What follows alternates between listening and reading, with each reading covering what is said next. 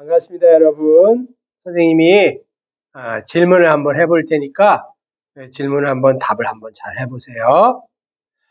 실제 인간으로서 악한 통치자들, 악한 권세자들과 보이지는 않지만 하나님의 주권과 하나님이 만드신 창조 질서를 거부하고 죽음과 파괴와 경쟁과 살육과 착취와 불평등과 억압을 강요하는 시스템, 법, 이데올로기, 정치체계, 세상의 경제 논리, 가치, 세상의 풍조, 도덕, 관습, 종교 시스템 이런 것들이 악한 권세자들이라면 우리 그리스도인은 구체적으로 무엇을 어떻게 해야 할까요?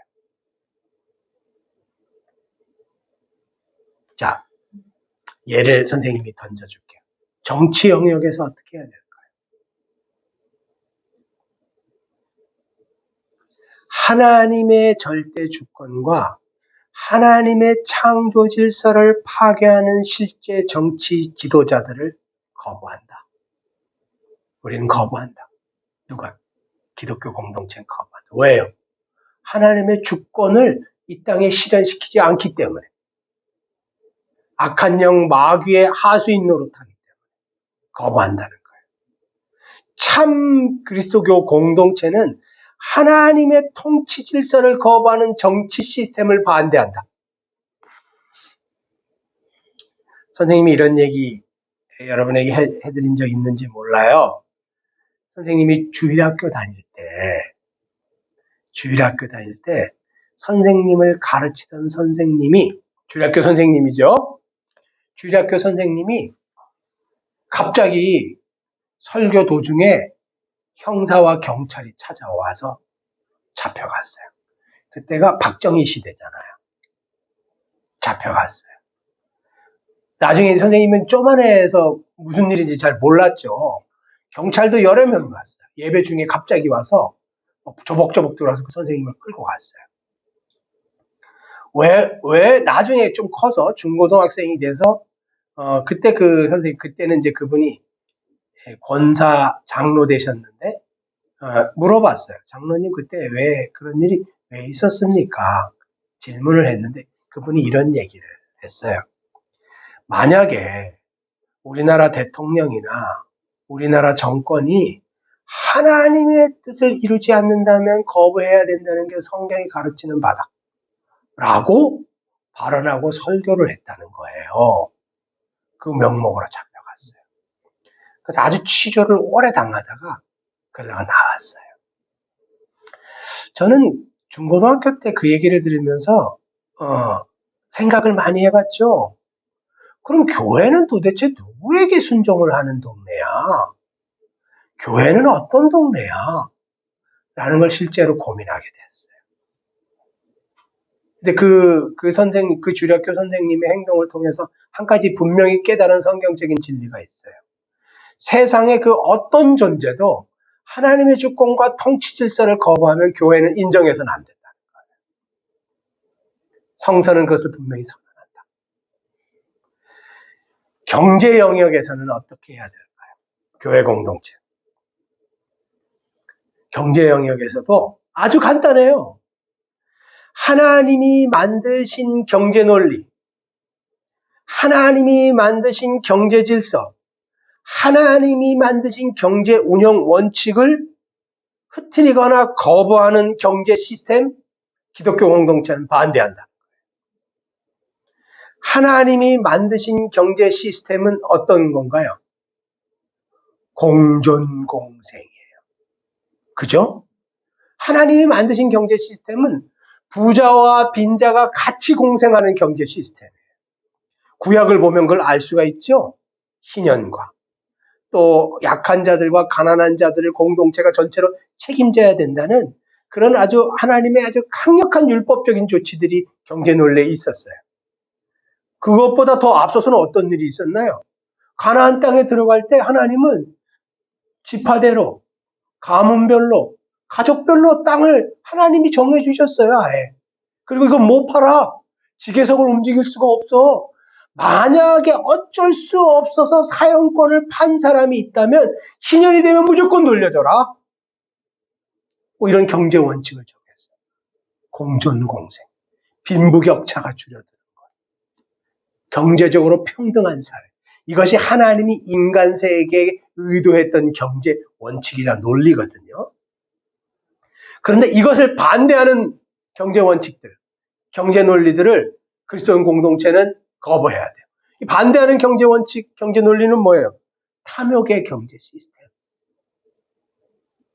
한 사람이 99%의 부를 갖는 것, 소수가 다수의 부를 갖게 만드는 시스템, 수많은 빈자들이 양산되는 시스템, 자본이 사람을 움켜쥐는 시스템.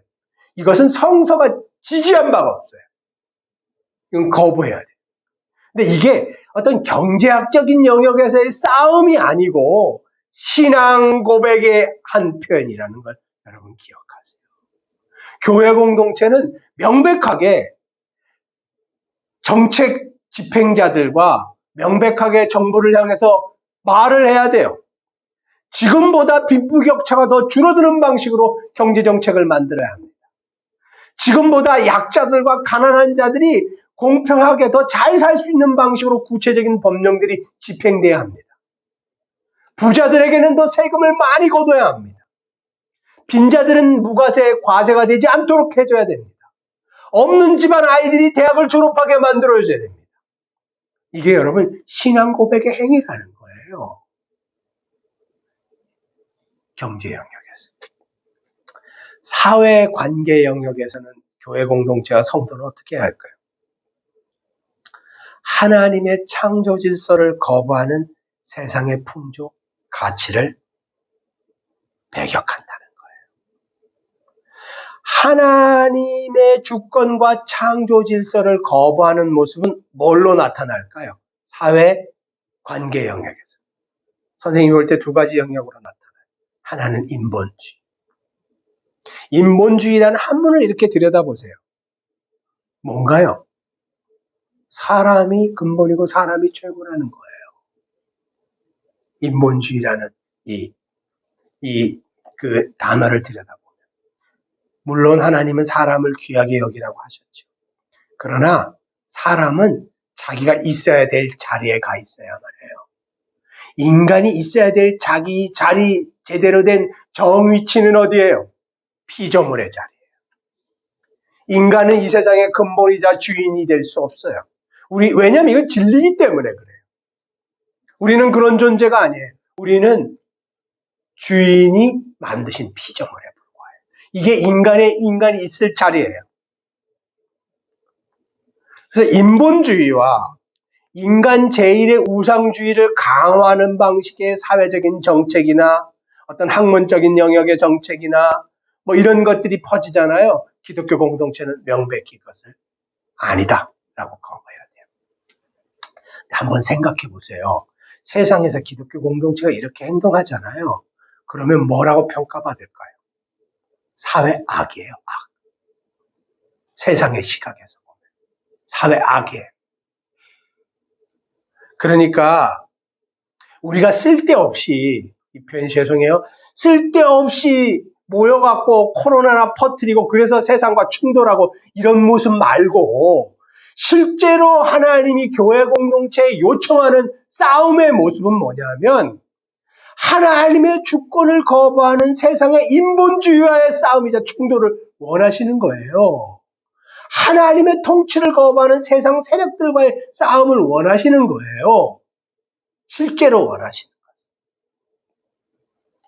사회관계 영역에서는 이렇다고 생각되고요. 또 한 가지 영역이 남았는데 어디냐면 종교의 영역이에요. 여러분 이 얘기를 들으면 뭔가 좀 이상하다는 생각이 안 드세요? 그러나 선생님 얘기를 잘 들어보세요. 여러분 종교의 영역에서도 하나님의 절대 주권과 예수님의 주인 되심을 거부하고 하나님의 이름으로 자기 이익을 취하는 모든 종교 권세와 시스템을 거부해야 돼요. 이게 교회가 마땅히 해야 됩니다. 그래서 여러분 종교 권세자들 또한 얼마든지 악한 영의 하수인 노릇을 하는 악한 통치자, 악한 권세자들이 될 수 있어요. 아까 제가 독일 교회 말씀을 드렸죠. 2차 대전 내내 카톨릭 교회 수장들이 했던 행동들에 대해서 말씀드렸죠. 얼마든지 악한 영의 하수인 악한 통치자의 노릇을 할 수 있어요.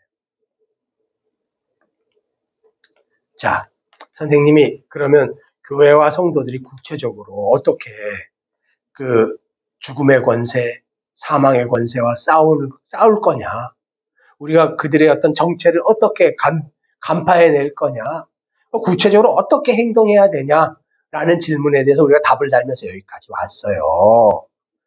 자, 선생님이랑 여기까지 와서 이야기를 하면서 이렇게 얘기를 들으면서 느낀 점이 있으면 잠깐 한마디씩 해주세요. 우선 첫 번째는 아까 말씀해 주셨지만 법이랑 충돌하고 정치 세력이랑 충돌하는 거를 딱 들었을 때 저는 최근에 저희 엄청 충돌하잖아요. 법과 그렇죠. 교회 사회가. 그래서 제일 먼저는 우선 그 분별이 정말 중요하겠구나. 정말 하나님이 아까 선생님이 마지막에 말씀해 주신 것처럼 하나님이 정말로 우리가 이렇게 이야기하기 원하는 부분이 어떤 부분인지에 대한 분별, 그러니까 하나님이 말씀하신 것과 다른, 그러니까 그 부합하지 않는 하나님의 주권을 인정하지 않는 법이 무엇인지를 그 분별하는 그 시각이 정말 중요하겠다라는 생각이 우선 들었고요. 첫 번째는. 예. 그래도 저한테는 약간 숙제 같은 게 저는 약간 조금 네. 그렇지만 저는 소용없다고 생각할 때가 많거든요. 어차피 정치 세계나 뭐 경제 세계는 인간의 욕심대로 굴러가고 그렇기 때문에 그거에 대해서 크게 우리가 대항할 수 있는 게 없다라고 저는 생각을 좀 하는 편이에요. 그래서 그냥 내가 할 수 있는 것들을 하자. 그냥 내가 그런 주의인데 그래서 저한테는 약간 좀 고민이 되는 그리고 숙제 같은 시간이었던 것 같아요. 지금 자매님 답변 중에서 굉장히 시사적이고 우리가 고민해야 될 어떤 답이 나왔는데요. 아까 제가 2차 대전이 일어나기 직전에 히틀러가 그 독일 개신교와 야합하는 과정에 대해서 아주 휙 지나가듯이 이야기를 했잖아요. 그때 독일 개신교 내에서 아주 치열한 신학적인 논쟁이 벌어졌었어요. 이 히틀러라는 존재를 어떻게 봐야 되냐, 어떻게 이해해야 되냐, 우리가 그 신앙적인 시각으로. 그리고 이 사람을 어떻게 대해야 되냐라는, 교회가 이 시대 앞에서 어떤 책임을 갖고 있는 거냐, 그리고 우리가 진짜로 어떤 신앙을 갖고 있는 존재면 어떻게 행동을 해야 될까라는 것에 대해서 아주 치열한 논쟁이 벌어졌는데, 그 치열한 논쟁에 참여한 사람들 중에서 한 부류의 사람들이 한 이야기가, 미안해요 자매님, 자매님이 한 이야기였어요. 뭐냐면 우리가 이렇게 한다고 해서 무엇이 바뀔까? 라는 그런 의견들도 계속 개진됐어요. 그랬을 때 그 소위 고백교회 쪽에서의 얘기는 뭐냐면, 무엇이 바뀌고 안 바뀌고는 하나님의 영역이고, 그리고 우리는 지금 이 순간에 우리가 해야 될 순종을 드려야만 한다. 그래서 그의 정체를 폭로하고, 이것이 마귀적인 권세라는 것을 끊임없이 폭로하고 그것을 받아들여서는 안 된다라고 고백교회 아주 극소수의 사람들이 이렇게 이야기를 했거든요. 근데 사실 2차 대전 전후의 전황을 이렇게 살펴보면, 그래서 그 사람들의 고백이 과연 무슨 영향을 끼쳤습니까? 어떤 결과들을 갖고 왔습니까? 라는 냉정한 질문을 한다면 선생님은 그것을 평가할 수 있는 능력은 없어요. 알 수 없지요. 우리 입장에서는 알 수 없어요. 제가 그 자매님 얘기에 하고 싶은 그 얘기를 정리하고 하고 싶은 얘기의 요점은 뭐냐면, 신앙의 순종이나 신앙의 결단은 현상과 문제와 벌어지는 일 앞에서 어떨 때는 헛수고처럼 보일 때가 있다는 거예요. 아무 의미가 없는 것처럼 보일 때가 있어요. 그리고 사실상 교회의 역사는 대부분 그런 상황이었어요. 아무 의미가 없어 보여요. 이 순종 자체가. 무슨 대단한 일을 일으킬 것 같지가 않아요. 상황을 반전시킬 것 같지가 않아요. 이런 경우가 대부분이었어요. 아마도 앞으로 우리가 걸어가야 될 신앙의 길 또한 그럴 것 같아요. 선생님이 지금 우리는 사람 상대로 싸우는 게 아니고 통치자들과 권세자들과 이 어둠의 세상 주관자들과 그 뒤에 있는 악한 영들을 대상으로 싸우는 거예요. 그러니까 우리가 그들의 실체를 파악하고 제대로 각각의 영역에서 대처해서 싸워봅시다. 이렇게 목이 아프게 얘기를 하지만, 그러나 선생님이 솔직하게 이렇게 생각하고 고민해 볼 때 얼마나 많은 교회와 성도들이 이 이야기에 귀를 기울이고 마음을 열까라는 걸 생각해 볼 때 그렇게 답은 긍정적이지 않아요. 답은 긍정적이지 않아요. 그럼에도 불구하고 성서는 우리에게 이 진실을 갖고 우리에게 도전해 들어오고 있다는 것을 기억할 필요가 있어요. 꼭 이걸 기억해 주셨으면 좋겠어요. 자, 질문이 몇 개 안 남았어요. 질문. 바울의 주장은 결국 교회와 성도들이 소위 믿음이라고 부르는 것, 신앙이라고 부르는 것, 그것이 종교라는 좁은 시야, 나의 구원이라는 좁은 시야에서 즉시 벗어나기를 요청하고 있습니다. 그래서 하나님의 절대 주권과 그 하나님의 절대 주권에 도전하는 악한 영들의 그 강력한 도전, 그리고 그 악한 영들의 하수인으로서의 세상의 정치, 세상의 경제, 세상의 학문, 세상의 종교, 세상의 가치의 본래 모습을 꿰뚫어 보라. 그리고 그런 것들과 싸우는 것 자체가 신앙이다 라고 바울은 에베소서 6장 11절 12절에서 말하고 있어요. 여러분, 이 바울의 주장은 너무도 명백하게 기존의 우리의 협소한 신앙관과 충돌합니다.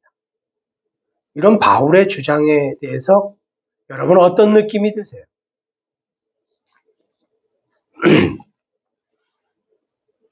선생님의 질문을 여러분 이해하셨죠?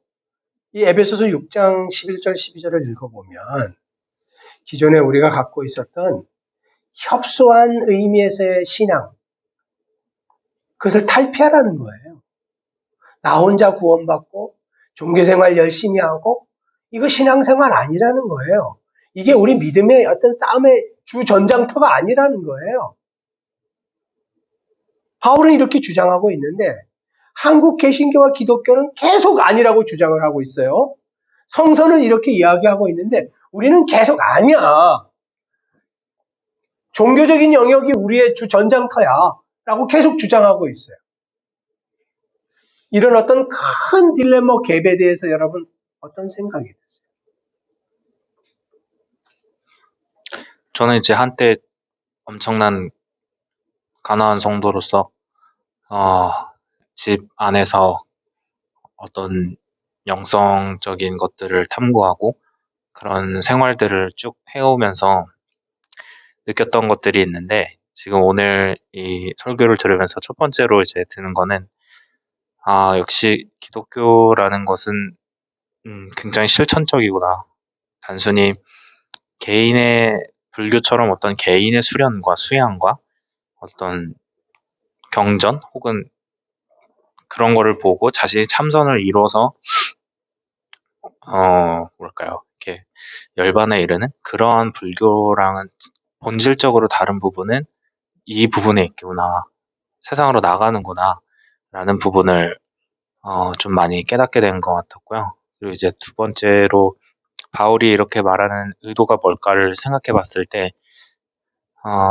사실 하나님이 저희에게 육체를 주었다라는 게, 육신을 덧입게 했다는 게, 물론 그런 생각을 한 적이 있었어요. 한때 이제 너무 어떤 육체 어떤 죄성과 육체 정욕 이런 것 때문에 도대체 이럴 거면 차라리 육신을 왜 주셨을까? 육신을 어디다 쓰라고 주셨을까?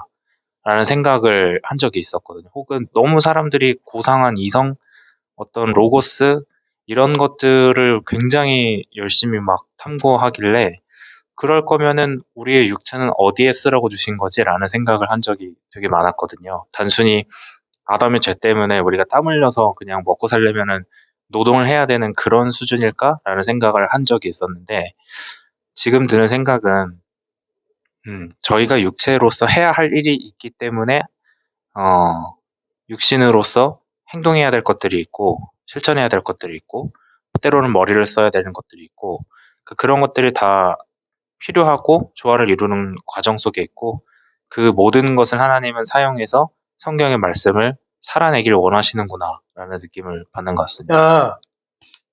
좋은 답변 해주셨어요. 제가 형제님 답변을 들으면서 든 생각이 있는데요. 첫 번째는 신앙은 종교 활동이 아니라 삶이라는 거예요.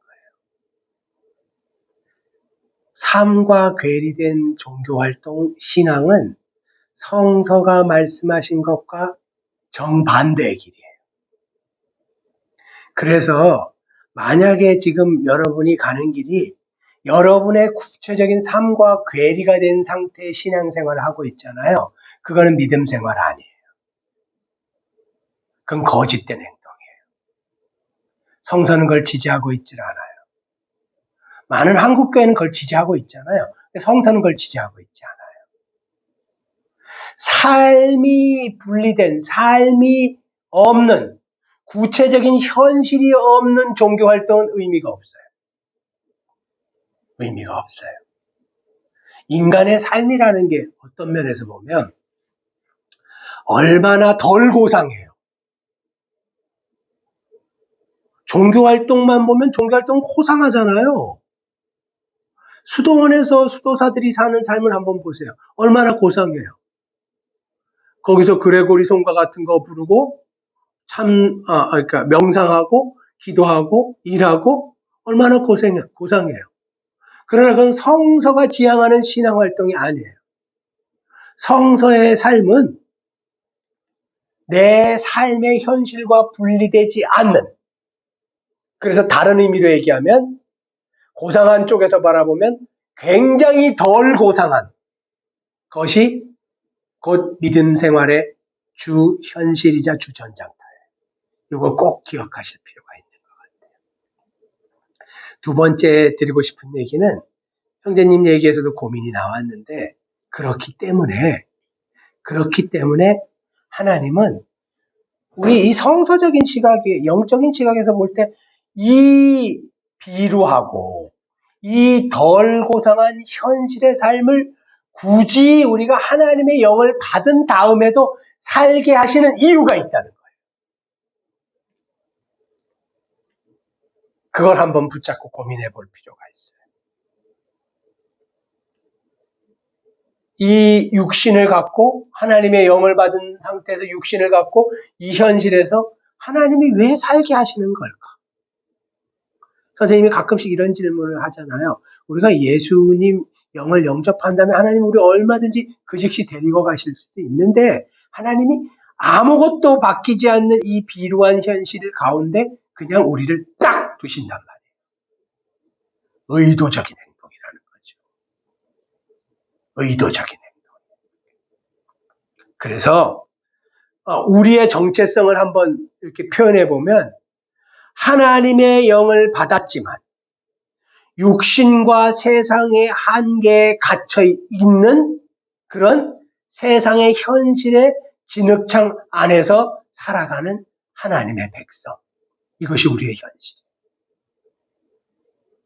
그러니까 여러분, 이 진흙창에서 벗어난 나를 상상하지 마세요.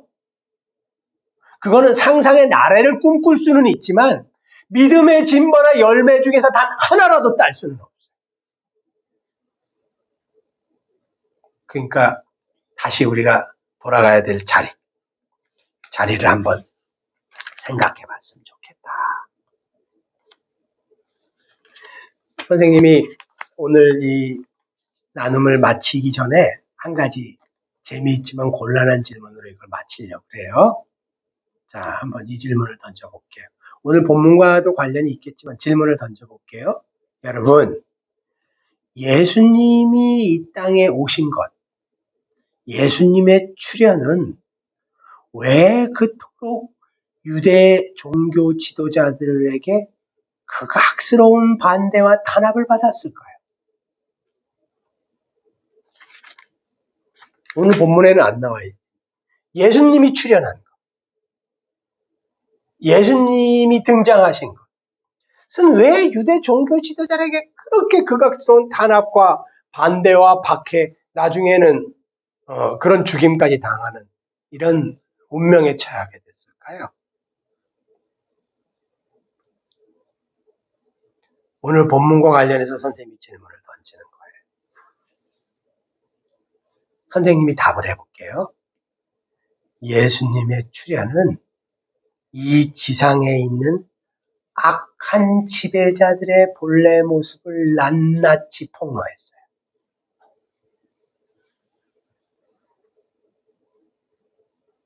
예수님의 출현은 이 세상을 지배하는 악한 통치자들, 권세자들, 이 어둠의 세상의 주관자들과 그 뒤에서 그들을 하수인처럼 수족처럼 부리는 악한 영이 어떤 활동을 하는지를 까발렸어요. 예수님의 출현 자체가. 예수님의 출현 자체가 그걸 까발렸어요. 유대 사회 내에서 그걸 까발렸어요. 예수님의 출현 자체가 뭘 증언하셨냐면 저 유대 종교 시스템은 하나님의 주권적인 통치와 약속을 인정하지 않는 악한 영의 하수인에 불과하다. 라는 것을 까발리시는 거예요. 그러니까 그 유대 종교 지도자들이 그런 예수님의 증언, 예수님의 사역, 예수님의 사역의 결과들을 앞에 둘 때 혹은 죽었다가 살아나는 배를 칭칭 감은 나사로가 나오면서 하나님, 예수님이 나를 살리셨어 라는 이 증언을 하는 걸 실제로 들을 때 그 유대 종교 지도자들이 할 수 있는 길은 딱 두 가지예요. 하나는 예수님의 통치, 예수님의 주권을 인정하고 그 밑으로 허리를 꺾고 들어가는 길과 자신이 지금까지 갖고 왔었던 악한 영으로부터 부여받았던 그 기득권을 포기하고 완전한 순종의 길로 가는 이 길과 또 하나의 길은 뭐가 있을까요? 그들이 선택한 길. 하나님의 통치자를 짓밟고 하나님의 통치를 뒤엎으려고 하는 행동과 이 두 가지의 길밖에 없어요. 선생님이 이 설교를 끝내면서 이렇게 이야기를 끝맺는 이유를 여러분 한번 생각해 보세요. 복음이 세상에 던져지잖아요. 하나님 말씀이 세상에 던져지잖아요. 그러면 세상의 진짜 모습이 까발려져요. 복음이 여러분 삶에 던져지잖아요. 미안해요. 여러분의 진짜 모습이 까발려져요. 복음이 어떤 사람의 인생에 던져지잖아요. 그러면 그 사람의 지금 진짜 모습이 까발려지는 거예요. 복음이 이야기하는 건 뭐예요? 하나님이 말씀하시는 건 딱 한 가지예요. 내가 이 세상의 주인이자 주제자이자 주권자이자 내가 모든 것을 만든 그 존재이기 때문에 너희들은 나만 섬겨야 돼. 라는 거잖아요. 하나님이 얘기하시는 건 딱 이 하나예요. 그런데 그 하나님이 던지신 이 복음과 하나님의 메시지가 내 삶에 올 때 내가 지금 어떤 위치, 어떤 포지션에 서서 이 세상과 말씀과 사람들과 내 인생을 대하는지 그게 낱낱이 까발려져요. 유대교 지도자들이 예수님의 출현 앞에서 그렇게 당혹했던 이유랑 똑같은 거예요. 이렇게 까발려지잖아요. 까발려지면 내가 할 수 있는 이유, 선택도 딱 두 가지 중에 하나예요. 하나는 저 예수라는 분을 정말로 나의 주인으로 받아들이는 선택을 하든지, 이러려면 지금까지 내가 서 있었던 것에 모든 것을 갖다 버려야 돼. 모든 걸 포기해야 돼. 그게 가짜라는 걸 내가 수용해야 돼요. 그래야지 그분 밑으로 들어갈 거 아니에요. 그렇게 하든지, 아니면 지금까지 내가 누린 것 계속 가져가면서 저 예수라는 분, 저분을 내가 꺾는 방식으로 가든지, 둘 중에 하나예요. 그래서 많은 사람들이 성서의 말씀과 성서의 메시지를 부담스러워해요. 왜냐하면 성서의 말씀은 나를, 신앙 공동체를, 예전의 과거의 나를 벼랑 끝에 딱 세워두고, 벼랑 끝에 딱 세워두고 양자택일해라. 빙빙 돌려서 얘기하지 마. 이렇게 요구하시거든. 그러니까 청년 여러분, 오늘 여러분을 사로잡고 있는 악한 통치자들, 악한 권세들, 이 어둠의 세상 주관자는 누구예요? 여러분 삶에도 있을 거예요. 여러분이 사슬로 혹은 멱살이 딱 움켜잡힌 존재가 있을 거예요. 인간일 수도 있고 보이지 않는 여러 가지의 것들, 선생님이 예시해 드리는 것들, 그런 거 있을 수 있어요. 그게 뭐예요? 그 뒤에 악한 영의 하수인들이에요. 여러분을 움켜잡고 하나님 나라의 사역에 동력하지 못하고 오히려 하나님 나라의 사역을 반대하게 만드는, 여러분을 움켜잡은 그런 것들이 있어요. 그게 뭐예요? 그것과 싸우세요. 그 정체를 간파하고 그것을 거부하세요. 그 정체를 폭로하세요. 그것과 싸우세요. 그게 여러분 신앙 고백이자 믿음의 증거예요. 오늘 에베소서 6장 11절 12절 본문은 그것을 분명히 이야기하고 있어요. 그래서 어떤 면으로 보면 신앙생활은 세련되고 고상하고 멋지고 우아하지 않아요. 전쟁터예요. 피가 철철 흘리고 비명소리가 나고 죽느냐 사느냐 하는 전쟁터예요. 그런데 많은 경우에 패배가 예상되는 전쟁터예요. 많은 경우에 나 혼자 고독하게 싸우는, 주위를 둘러봐도 아무도 없어요. 이런 형태의 전쟁터예요. 오늘 선생님이 여러분과 나누고자 했던 이야기는 여기까지예요. 유튜브로 이 자리에 같이 해주신 성도 여러분 감사드려요. 이 설교가 여러분에게 많이 불편했을 걸로 생각해요. 그러나 여러분, 오늘 본문이 여러분에게 던진 진리, 하나님의 요청이 있다면 그것을 잘 한번 새겨보는 그런 시간이 되었으면 좋겠습니다. 성도 여러분, 긴 시간 같이 해주셔서 감사합니다.